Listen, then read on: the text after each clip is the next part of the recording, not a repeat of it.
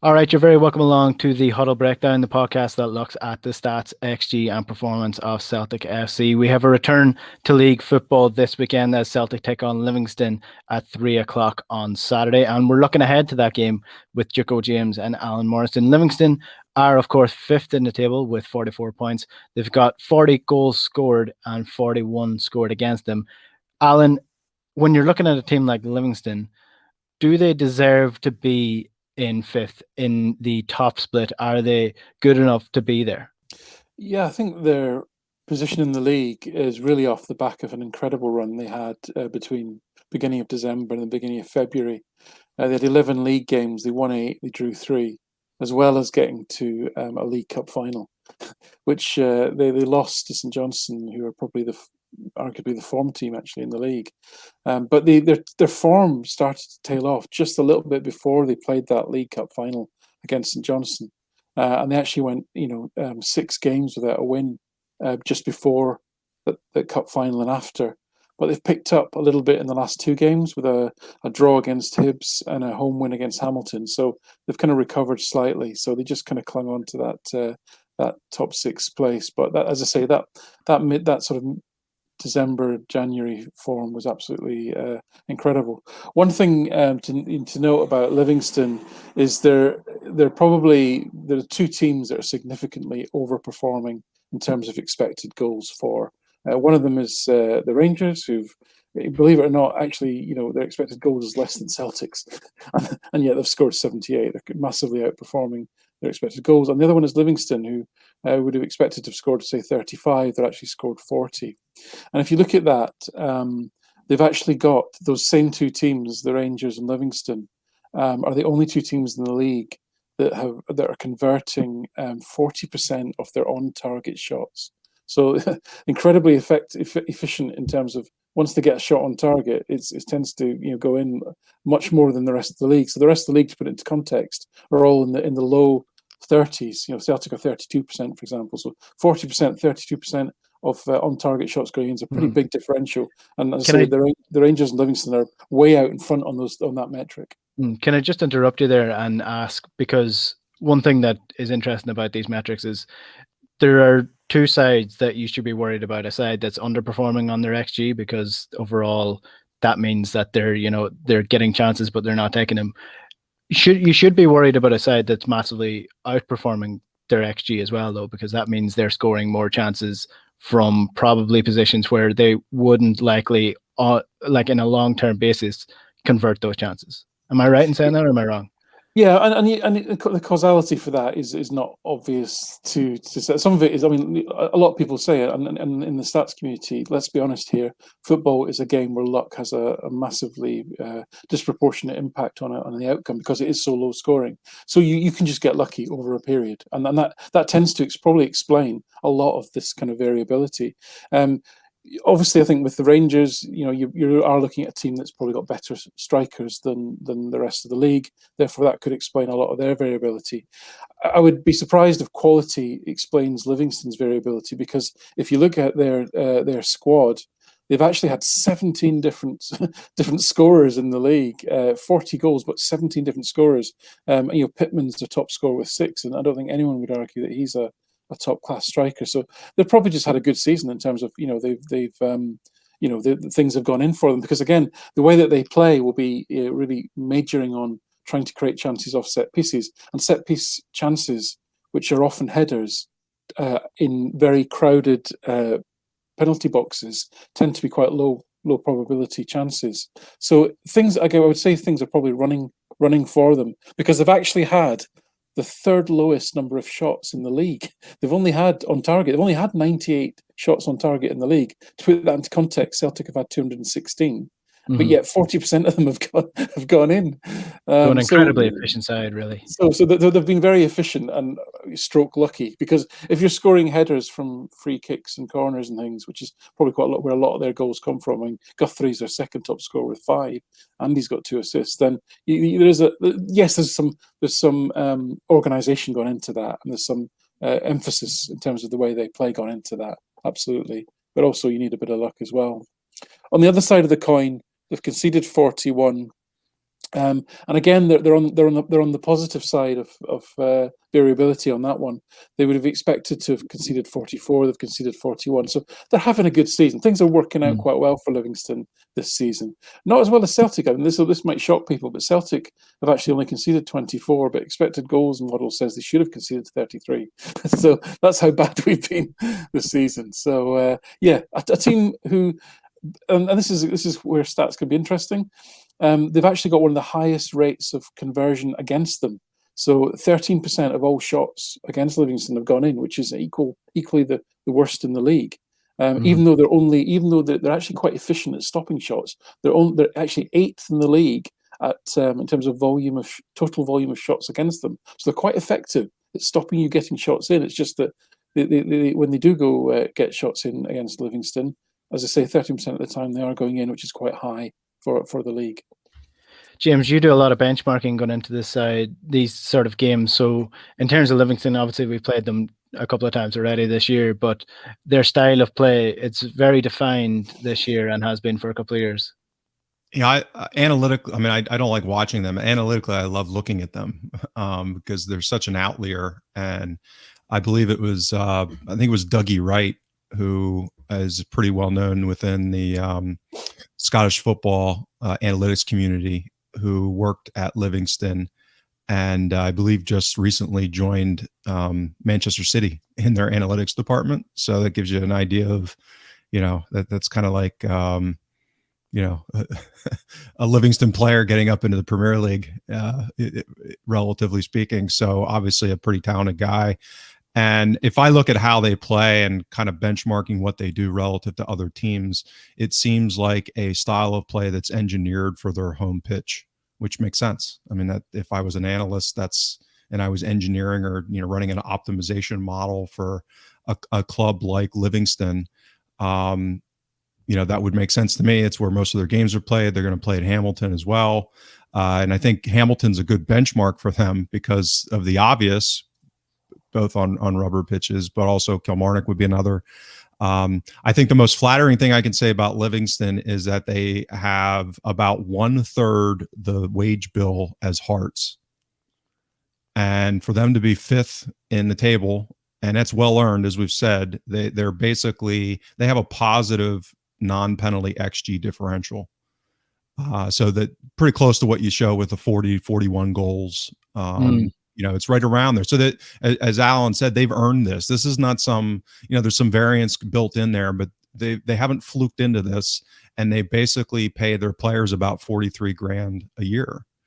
So these are workman-like players at that skill level is not terribly high, but they get everything out of their players that they can. And I think it's interesting how they do that. So the first thing is that they're first in the league in long passes, and it's not even close.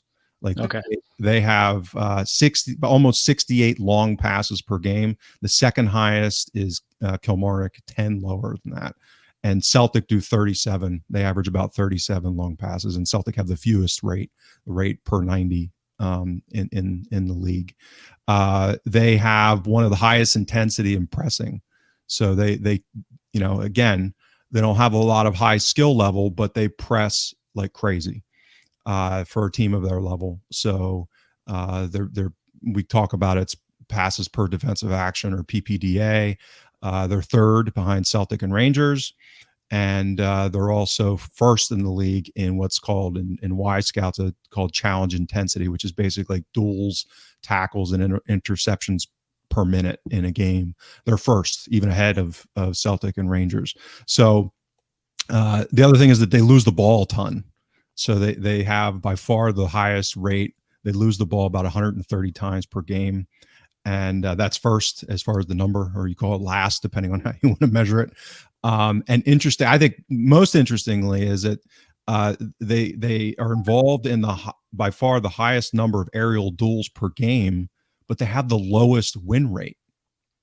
So when I throw all this together, and I also think about what Alan was talking about relative to set pieces, and I'll get to that in a second, because it's very interesting there how they fall down or fall relative to the rest of the league. They play a lot of long balls to the opposition's back three or back four and then try to win second balls. I mean, that's pretty much what they try to do. We saw that they targeted Taylor very specifically against us in I think back in the fall. And then I think what they've done adeptly inside the opposition box is not only in headers, they have some big guys like Guthrie that can score, but I think they're very good at designing set pieces in winning second balls. So they're actually third in XG per attempt in the league. So they haven't had a lot of attempts, as Alan said. Headers by themselves are not high quality generally, but they're doing a good job at doing flick-ons and some of these other things where, you know, the training pitch design to get high quality shots off of set pieces. I mean, that kind of the second phase. So again, that's something that's coached, done on the training pitch, analyzed. You know, that's an area where more progressive analytics teams kind of in the first wave really focused on set pieces and how to design them and kind of identify weaknesses of oppositions. So what's interesting relative to that is they are, I think, third in the league as far as the percentage of their XG that comes from set pieces, but they're also one of the worst in the league as far as surrendering set piece XG. So this is a very interesting matchup. I mean, generally speaking, at home, we've handled them from an XG perspective pretty comfortably, scoring 3 or 4 goals. Because again, if you think about how they play, it's not terribly well laid out against a team like Celtic at Celtic Park, given the space, giving our possession, our ability to pass around them. You know, if they're going to try and press us in that kind of space, you know, we could tear them apart. And generally speaking, we have. Yeah, it's definitely a game plan that's suited to a tight, you know, small, bumpy, dark, cold place to play football. Yeah, and really to compete against everybody but Celtic and Rangers. Yeah, I mean, why, if you're Livingston, why would you optimize how you play to try and perform well against Celtic and Rangers? I mean, that's silly. So they're really engineered to stay up. I mean, that's how they should be optimized based off of what their wage bill is. It's to build on the points you made, James. You know, in terms of, you know, what do you do with a budget where you're paying players 43 grand a year? How do you compete? And you know, some of the things you touched on there. You play a very direct game that nullifies a lot of skill because they're really just looking at physical competition then. And then if you're actually geared up to think, I don't really care whether you win the header or not, I know where I'm going to stand to maximize my opportunity to get the second ball. I think the number of recoveries they had against us in that 2-2 game was one of the highest that we've seen in the season. It's anticipating that second ball. The other thing you can do in terms of, you know, you haven't got a lot of money to play with, you can't get the most skillful players, is fitness. Because, you know, you could get me into a high level of fitness. It's, you know, you don't have to have a lot of skill to run around all day, right? So if you look at them, it's quite interesting. They have the least settled team in the league. Okay, they make more changes to their lineup than any other side in the league. When you don't have a lot of quality in the team, you can actually rotate like for like in a pretty straightforward way. You can keep people fresh, and they make more changes than any other team in the league. And they use their subs well, and that's a tactical, analytical thing. They tend to use their subs early if they have to, and they'll keep freshening things up in the areas, especially in midfield, where they need to. And if you actually look at their record in the league, it's incredible. They've only conceded 5 goals after the 60th minute in the SPFL this season. Now that's remarkable because not most goals, but a high proportion of goals are scored late on in games, as you can imagine. Space opens up, teams are chasing games, teams are more tired. They've only conceded 5. You know, and actually their split of goals conceded is something like 24 first half versus 14 second half. It's something like 60-40 almost. They only concede very few, relatively speaking, in the second half. So that all speaks to they rotate their squad well. They must be. I'm guessing they must be analysing the players' physical conditioning quite well and using that information to inform their team selection, because he does like to change it up a lot. And those are ways that you can absolutely maximise the effectiveness of a squad when you're on a tight budget. That makes complete sense. And it's something that you have to do. And let's talk about Celtic then, because it's been a while since Celtic have played a league game, and that was the draw against Rangers. In terms of the opposition, talking about Livingston there, obviously they like to play long balls and hope to get the second ball. So that would firstly worry me about Welsh if he's starting at centre back, because obviously we know that he's not great early, and the pressure that they're obviously going to try put on Christopher Ayer coming out and nullify that form of attack from Celtic. Is there a feeling that maybe, if Celtic are able to get up to the pace of the game early, that they can put the game to bed quite early and not worry about that too much? Or are we thinking that this might be another Dundee United slow start, slow finish sort of performance from Celtic? Yeah, my guess is that this is the kind of game where Kennedy's influence on the margins, again, I think we talked about that yesterday, that maybe he's been a little more culpable than we had hoped maybe. But I think on the margin, his preferred style of play leans towards vintage Rodgers at Celtic, possession heavy.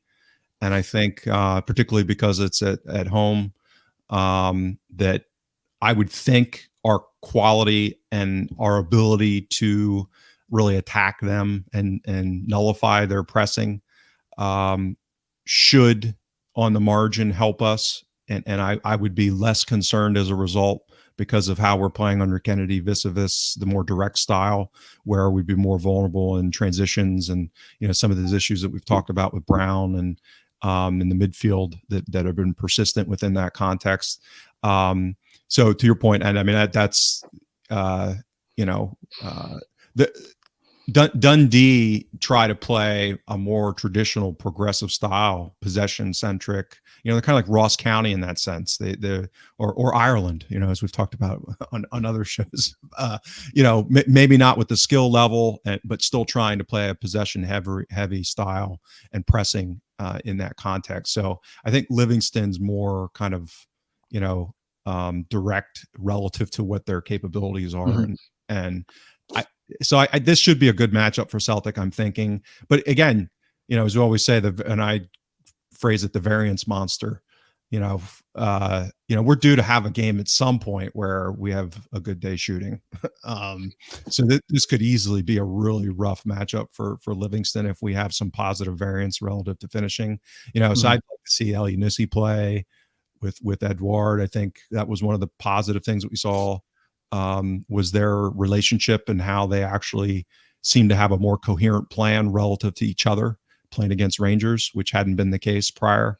So if those two play up top in the 4-4-2 diamond, the diamond would be nice because it'll give a little bit more protection in the second balls in the midfield. Keep Brown central, more disciplined to help. He could really mop up. Like, this is a perfect game for him to play in the Rodgers style of Brown, where he's literally just sitting in front of the back, two center backs and mopping up, because there's probably going to be a lot to mop up. Yeah, and he won't have to go chasing too often because the ball won't be coming into those channels. It'll be going quite long the whole time. So it actually should suit Brown this game. Exactly. Alan, where do you think this game is going to be won and lost for Celtic in terms of possession? It seems like Celtic should have quite a lot of it. So in my mind, getting the likes of, David Turnbull on the ball, Callum Gregor on the ball, getting forward, and then, like Alan said, El Yunusi running the challenge, or El Yunusi working in tandem with Edouard up front, running the channels and getting the ball in behind. That seems to me like the sensible thing to do. Yeah, I mean, absolutely agree. So, I mean, they have a relatively, let's call it workmanlike, as you'd expect, midfield. Likes of Bartley, Holt, Pittman. There's no pace there. You should be able to pass around them quite if you move the ball quick enough. Defensively, this is a game where I wouldn't actually be concerned about Welsh, because if you remember when they had Dykes, he actually gave Julian quite a lot of trouble. Julian's a very big 6'5" physical defender. Welsh is actually a little bit more mobile, and actually the risk here is in the second ball, not the first ball. So you want someone who's going to be able to get around and mop up. That's just probably why Sorrell would be a good match in this game as well. So I wouldn't be too concerned about that. They have actually played Emmanuel Thomas in their last two matches that they've won and drew. Emmanuel Thomas is the lad who's he's 6'12". I don't know what the hell he is. He's enormous. He Absolutely. caused a bit of havoc in the last game against Livingston. It did. I mean, just an absolute disaster of a football player from any sort of technical perspective. But I suppose if it's like it's like putting a basketball player up there. If you just launch balls at him, and something's going to happen at some point. I'd be more concerned if they actually repeated their performance in the 2-2 game where they had, I think, Scott Robinson up front or somebody like that. They had 3 5'8" forwards across the front line and played long balls at them all day, and then just basically fed off the scraps. Or if the ball went out for a throw in, it was the long throw into the box, and they just played very old-fashioned sort of Wimbledon percentage football. I'd be more concerned about that approach than if they put the big lad up front, to be honest, because he's completely immobile. Yeah, the thing about these players, and it's almost their chaotic and erratic nature that makes them so hard to deal with, because you don't know what they're going to do because it's unconventional, and like that's what almost makes this style of football. And people always see it as like the old British style that's really ineffective, but it's a really effective way to play football against a side like Celtic. Because and when you've got the players on 40-30 grand a year, it's absolutely why would you? And just again, as a stat nerd, when you're the underdog, chaos and variance is your friend. Yeah. So this was always one of my big criticisms of Lennon, which is he basically introduced unnecessary variance with his decision making as a favorite, against a Ferencvaros or in qualifying, or over and over again we'd see it where we'd introduce one-off game variance. Whereas, I mean, if I'm Livingston, I love variance. That's exactly what I would. Chaos is their friend. And again, that's how they apply chaos in a smart way, which makes them dangerous. If you can use chaos to your advantage, it's a really effective way to play football, because the likes of the set pieces into the box, I mean, you may not get the first header, but the second header might fall to you in the 6-yard box if you play it correctly, and they've been doing that quite often this year. So in terms of this game then, 3 o'clock kickoff, obviously Celtic have nothing really to play for at this stage of the season other than a bit of respect for themselves. So what are your predictions then, Alan? I'll let you go first.